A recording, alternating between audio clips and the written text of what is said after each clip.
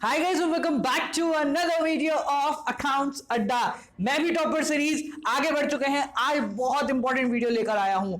आज अपन बात करने वाले हैं रियलाइजेशन अकाउंट की जनरल एंट्रीज की। आज की वीडियो बहुत ज्यादा इंपॉर्टेंट है क्योंकि सीबीएसई ने स्पेसिफिकली गाइडलाइंस दी है कि भाई आपके जनरल एंट्रीज जो हैं वो ज्यादा पूछी जाने वाली है। तो मेक श्योर कि आप अकाउंट फॉर्मेशन के साथ साथ जनरल एंट्रीज भी करना सीख लो। आज की वीडियो में आपको रियलाइजेशन की जनरल एंट्री सिखाएंगे, साथ साथ सबकी जनरल एंट्री कैसे करी जाती है और अकाउंट से जनरल एंट्री कैसे फॉर्म करी जाती है ये भी बताएंगे। So hi guys, my name is Gaurav Jain and you are watching accounts Adda. चलिए शुरू करते हैं।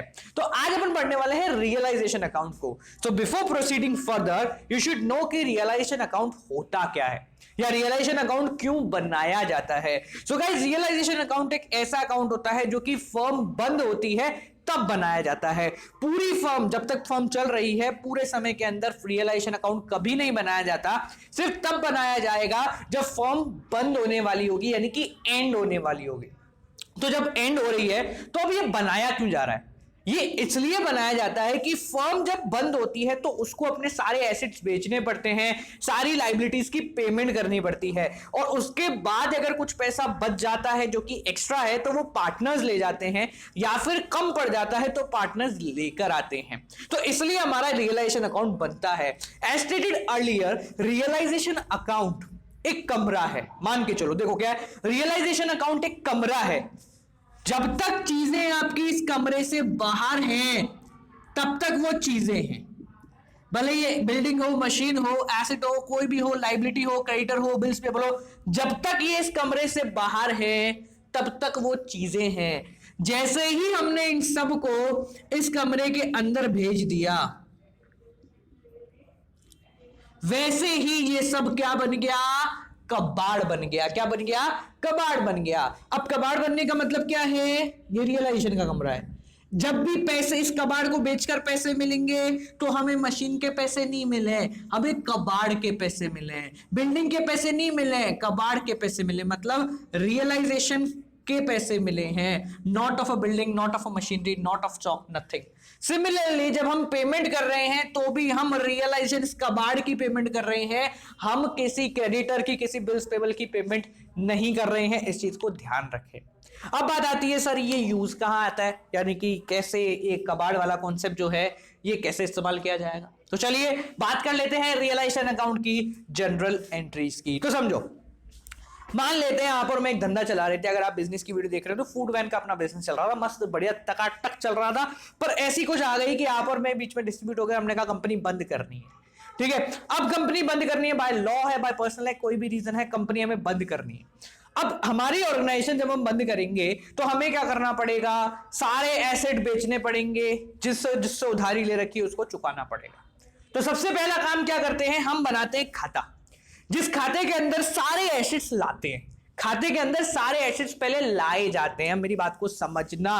Asset, just for example building. Building is an asset, say yes और no, come on fast everyone. Building is an asset, बोलो हाँ। ठीक है, अब बिल्कुल बिल्डिंग क्या है? एक एसेट है। अब एसेट का बैलेंस कौन सा होता है? Asset always have debit balance. Asset का बैलेंस कौन सा होता है? एसेट का हमेशा डेबिट बैलेंस होता है। तो अब मेरी बात को समझना, ये बिल्डिंग खत्म कर रहे हैं इन आर बुक्स ऑफ अकाउंट। हमें अब धंधा बंद हो गया है तो इसका क्या करना है? इसको बंद करना है। बंद करने का मतलब हमारी किताबों में से बिल्डिंग गायब होना चाहिए। गायब नहीं, गायब होना चाहिए। हमारी किताबों में से बिल्डिंग जो है वो गायब हो जाना चाहिए। तो फॉर गायबिंग इट, गायब करने के लिए क्या करेंगे? इसको क्रेडिट कर दो। क्या कर दो? क्रेडिट कर दो। क्या कर दो? क्रेडिट। वापस से बोलेंगे, अगर कोई चीज डेबिट में पड़ी है और उसको खत्म करना है तो उसको क्या कर दो? क्रेडिट कर दो। Will do credit. किसका? बिल्डिंग का।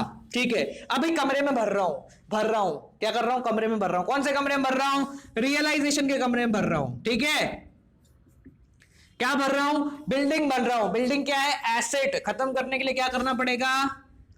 Credit to building. एंट्री क्या हुई? Realization account debit to building. This entry clearly defines कि आपने अपने बिल्डिंग को कबाड़ वाले कमरे में भेज दिया है। ये कबाड़ के कमरे के अंदर जा चुकी है। अब समझना, इस कमरे के अंदर दो खाते हैं, दो साइड है, एक है डेबिट साइड, एक है क्रेडिट साइड।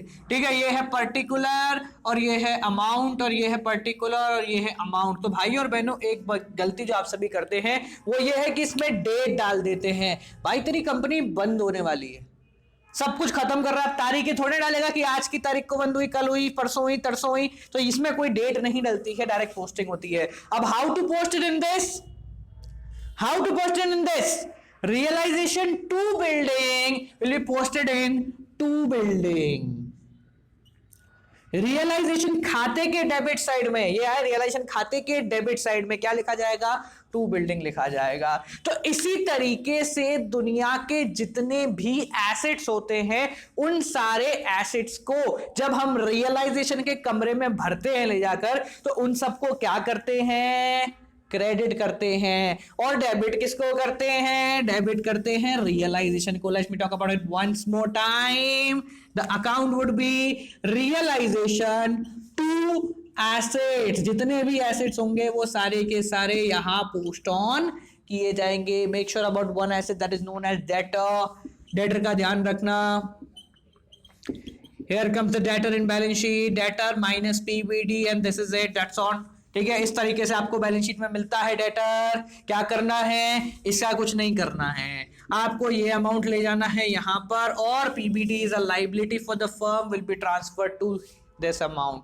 ठीक है, तो यहां पर आपकी पीबीडी ट्रांसफर होगी। तो जितने भी एसेट हैं सबको कमरे में भरने के लिए यहां लिखते हैं। ठीक है, कोई सा भी हो, स्टॉक हो, मशीनरी हो, बिल्डिंग हो, डेटर हो, सब के सब यहां पोस्ट ऑन किए जाते हैं, मतलब दिस साइड। और जनरल एंट्री क्या पोस्ट ऑन की जाती है, realization account debit to assets account. Get that और not, come on everyone, say ये faster. Okay, let's proceed to the another topic. अगले टॉपिक की बात करते हैं लाइबिलिटीज।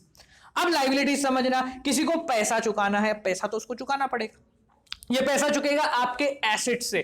ठीक है, अभी आप कबाड़ के कमरे में भर रहे हो तो आपने सारे एसेट्स को कबाड़ के कमरे में भर दिया। सिमिलरली सारी लाइबिलिटीज को भी उसी कबाड़ के कमरे में भरोगे।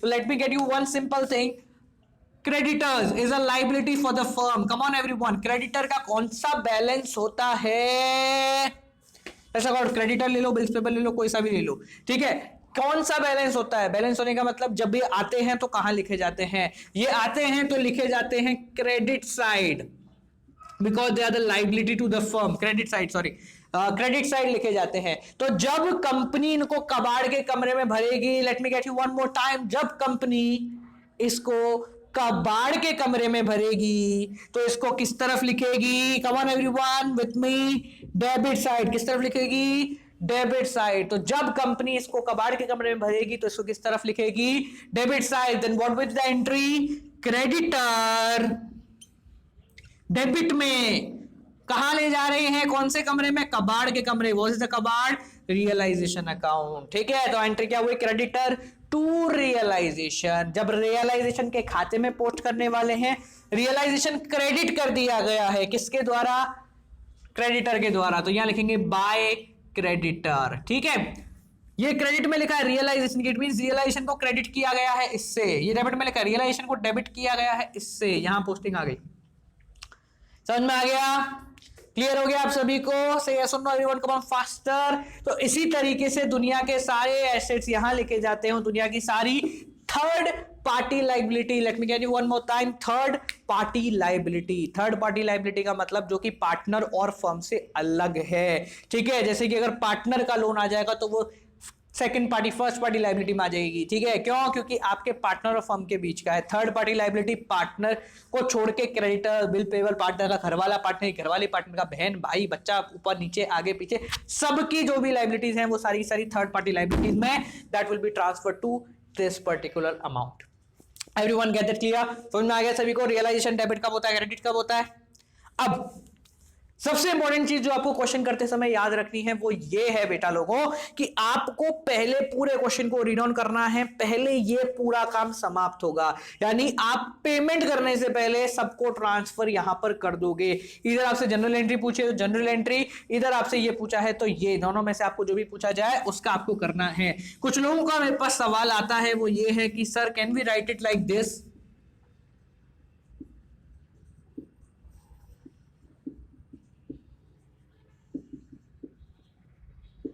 और we have to write it like this,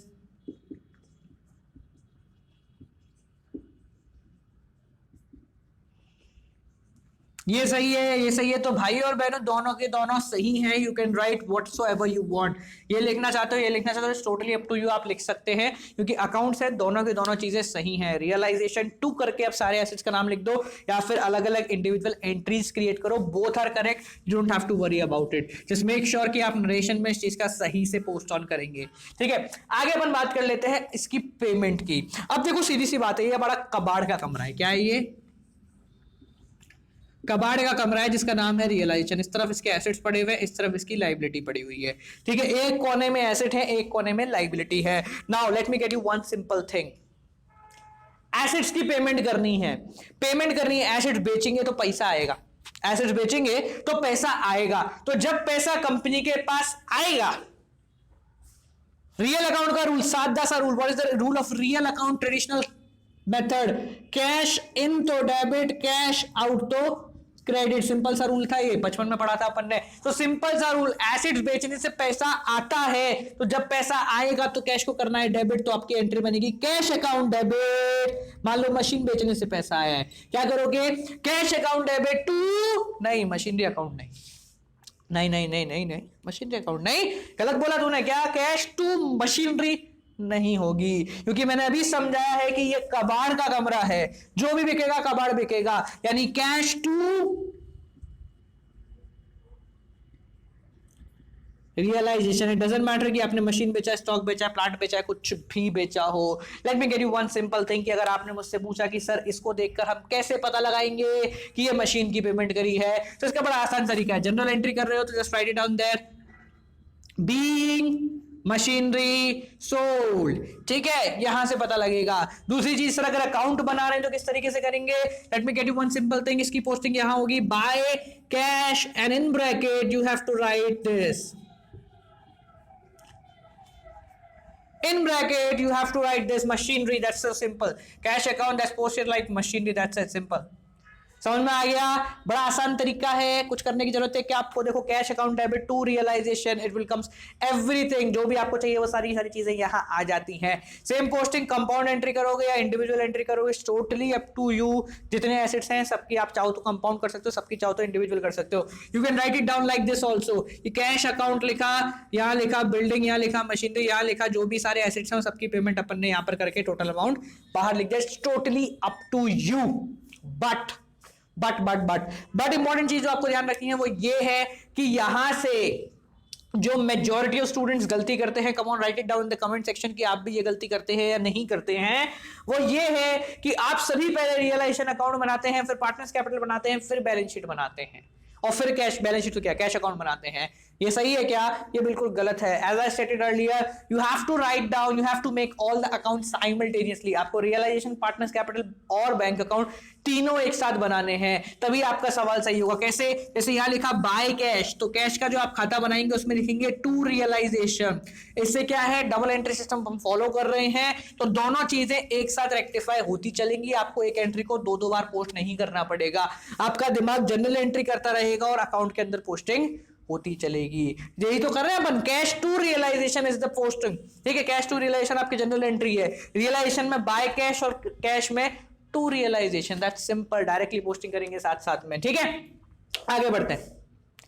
कोई पार्टनर एसेट ले गया तो सिंपल है, कैश की जगह उस पार्टनर का नाम आ जाएगा, जैसे राम, श्याम, मोहन, सोहन, राजू, फाजू जो भी होगा उसका नाम अपन यहां पे लिख देंगे, और साथ साथ इसके कैपिटल अकाउंट में भी पोस्टिंग कर देंगे टू रियलाइजेशन के नाम से। सिमिलरली यहां पे लिखना है, जैसे कि ब्रैकेट में आप लिख दें कौन सी मशीन है, और अगर जनरल एंट्री है तो नीचे जरूर स्पेसिफाई करें कि क्या लेकर गया है। ठीक है, सिमिलरली जब लाइबिलिटीज की पेमेंट होती है तो यहां लिखा जाता है देयर, क्योंकि ये यहां से बेच रहे हैं तो यहां लिखा, अकाउंट पे अपन ने पढ़ा है ना, कोई चीज यहां पड़ी है इसको न्यूट्रलिफाई करना है, इसका इफेक्ट को न्यूट्रलाइज करना है, तो क्या है, इसको यहां लिख दो, बैलेंस जीरो हो जाएगा। सिमिलरली यहां तुम्हारी लाइबिलिटीज पड़ी है, पेमेंट करने के लिए यहां करनी पड़ेगी, यानी कि payment of liability would be treated as realization to cash, just because cash जो है वो आपका चला गया है। तो यहां आप लिखोगे टू कैश, ब्रैकेट में नाम लिख दोगे, क्रेडिटर है, बिल्स पेबल है, जो भी है, जैसा भी है। ठीक है, one of the most important thing, अगर कोई पार्टनर लाइबिलिटी ले गया है, जैसे किसी का घरवाला किसी घरवाली का लोन ले गया, यानी कि वाई अपनी वाइफ का लोन ले गया, तो आप उसको यहां पोस्ट करोगे वाई कैपिटल के खाते में ब्रैकेट में लिखोगे लुगाई का लोन ले गया, वो वाइफ का लोन ले गया, और इसकी पोस्टिंग अपन यहां कर देंगे कहां, पार्टनर्स कैपिटल में बाय साइड बाय रियलाइजेशन के नाम से। एक और इंपॉर्टेंट चीज, अगर आपको यहाँ 3 एसेट दिख रहे हैं तो मेक श्योर कि यहाँ 1 की पेमेंट हो, 2 की हो, 3 की हो, कोई फर्क नहीं पड़ता। पर अगर यहाँ आपको थर्ड पार्टी लाइबिलिटीज जैसे क्रेडिटर, बिल्स पेबल वगैरह ऐसे 2 या 3 लाइबिलिटीज दिख रही हैं, तो आपको उन दोनों तीनों की यहाँ पेमेंट करना जरूरी है। यानी कि अगर क्वेश्चन में आपको क्रेडिटर्स 50,000 के गिवन है और कहीं भी नहीं लिखा हुआ कि क्रेडिटर्स की पेमेंट करनी है 50,000 रुपए की, तो भी भले डिस्काउंट हो तो चलेगा, ठीक है, 50 की जगह 45 दिए चलेगा, बट अगर कहीं लिखा हुआ ही नहीं है कि क्रेडिटर्स की पेमेंट हुई है या नहीं हुई है, तो भी आपको मजबूरन यहां लिखना पड़ेगा टू कैश अकाउंट, और ब्रैकेट में लिखना पड़ेगा कि क्रेडिटर्स की पेमेंट मजबूरी में करी गई है, ठीक है। Make sure about it. Assets नहीं बिके चलेगा, पर लाइबिलिटी की पेमेंट होनी पड़ेगी, it is necessary, all third party liability must be paid, ठीक है। एंट्री सबकी समझ गए। लास्ट बात करते हैं इसके फाइनलाइज की, कि जब बैलेंस आता है तो क्या होता है। वही नॉर्मल इसका बैलेंस कैलकुलेट किया जाता है। बैलेंस जनरली इस साइड का ज्यादा होगा, इस साइड का कम होगा, जनरल पेस पे, ठीक है। और हो सकता है कि इस साइड का ज्यादा हो, कुछ भी हो सकता है, पर जनरल पेस पे हमें क्वेश्चन में ऐसा ही देखने को मिलता है। तो मान लो अगर इस साइड का ज्यादा है तो यहां पर ने लिखा, तो लिखेंगे इसको, किसको भेजेंगे जाएगा, to partners capital A B C जितने भी हैं, एक ही रेशो होता है, इसमें ओल्ड न्यू का कोई लफड़ा ही नहीं है क्योंकि फर्म बंद हो रही है, ठीक है। और इसकी पोस्टिंग किस तरीके से होती है, अगर इस तरफ बैलेंस आ रहा है तो आप लिखोगे realization to A to B to C, इस तरीके से आप इसकी पोस्टिंग करोगे, ठीक है। अगर इस तरफ बैलेंस आ रहा है तो देखो, जब भी समझना, जब भी बाय में आता है इट मीन से डेबिट जाने वाला है जनरल एंट्री में, जब भी टू में आता है इट मीन से क्रेडिट जाने वाला है। जनरल एंट्री में टू लगा हुआ है, टू टू मैच कर जाते हैं, या कुछ नहीं है वहां बाय आ जाता है, ठीक है। समझ में आ गया, क्लियर कट,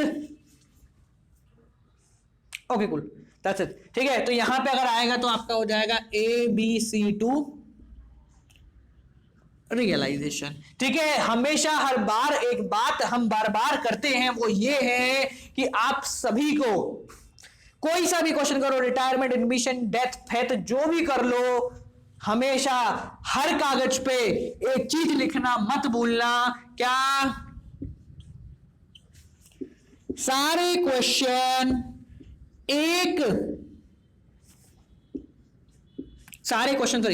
सारे अकाउंट एक साथ बनेंगे, क्या, सारे अकाउंट एक साथ बनेंगे। कम ऑन एवरीवन, जब खुद के हाथ से लिखते हो तभी दिमाग में बैठता है।